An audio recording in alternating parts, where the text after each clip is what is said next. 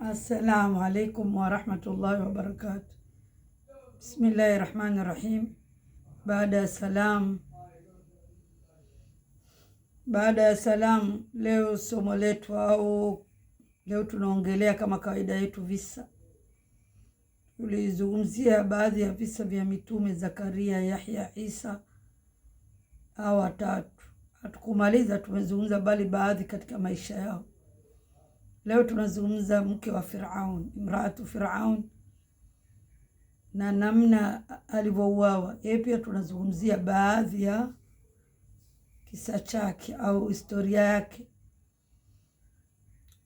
Mke wa Firaun alivyomwelewa Allah subhanahu wa ta'ala kupitia Nabii Allah Musa na Harun, akamfuata siku hiyo mume wake, akamwambia, ya Firaun, inni kafartuka. Firaun, mimi nimekukufuru, wewe sio Mola. Akamwambia, unamwamini na akasema, Rabbi Musa wa Harun, Rabbi wa rabbuka Allah, Mola wangu ndio Mola wako na ni Mola wa Firaun na Musa na watu wote.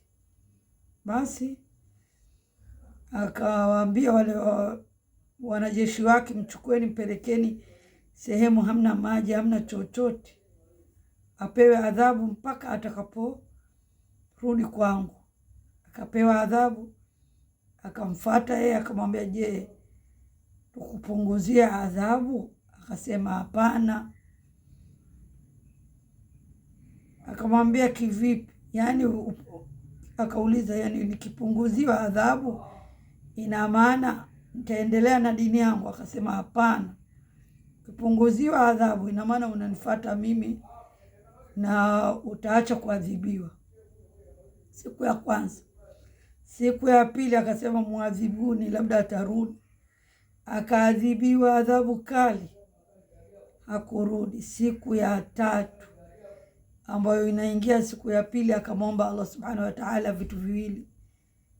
Akamwomba Allah subhanahu wa ta'ala shay'aini, vitu viwili, talabat min Allah, ambayo tumeelezwa katika suratu Tahrim, baada a'udhu billahi minash shaitani rajim. Akasema, waqalat imra'atu Fir'aun rabbi ibni li indaka baytan fil janna. Amesema mke wa Fir'aun, Mola, nijengee karibu yako nyumba.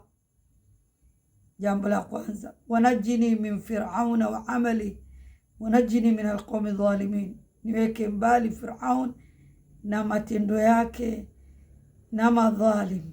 Na ni jambo la pili, akiangalia ile nyumba yake na raha aliyokuwa nayo yote, kamchagua Allah, wakamwomba Allah amjengee nyumba peponi karibu yake.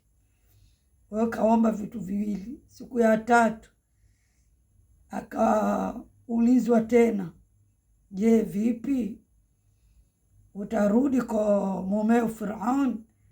Akasema hapana. Firaun akapelekewa habari, akasema, chukueni jiwe kubwa mrushieni. Allah naye, wamakaru wa makra Allah wallahu khairul makirin, wanafanya vitimbi, lakini Allah anavielewa. Kabla ya vitimbi vyao, Allah amefanya naye mambo zake.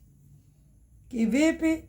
Firaun watu wake walitaka kumwadhibu akiwa duniani. Allah subhanahu wa ta'ala akachukua roho yake kabla lile jiwe halijamwangukia.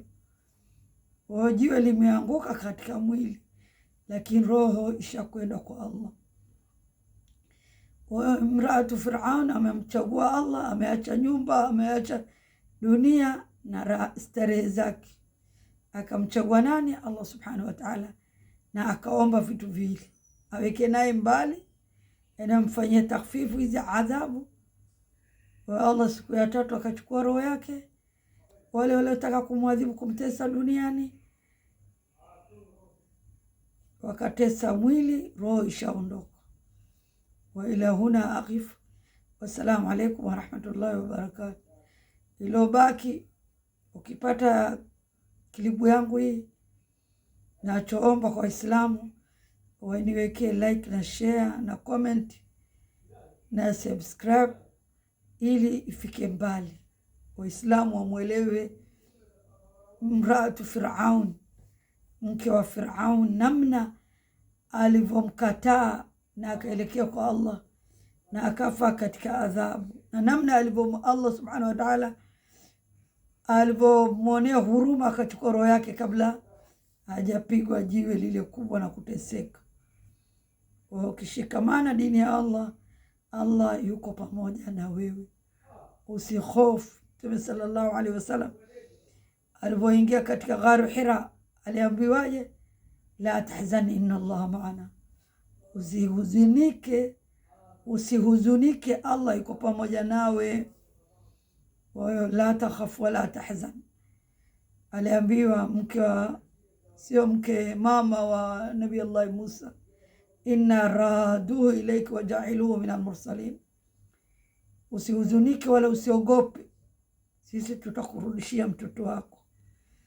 Adalu ala alkhairi kafaili, atakayeonyesha watu khair ni kama alifanya. Ukifikisha dini ya Allah mbali, na wewe unapata sababu zako. Ila huna aqifu. Assalamu alaikum wa rahmatullahi wa barakatuh.